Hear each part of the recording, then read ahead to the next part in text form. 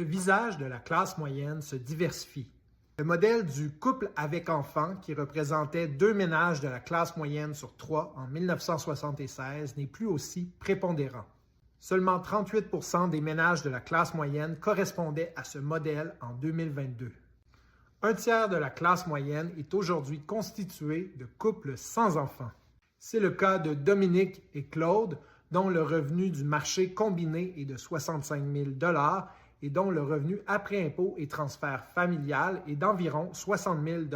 10% de la classe moyenne au Québec et 8% de la classe moyenne au Canada est composé de personnes vivant seules.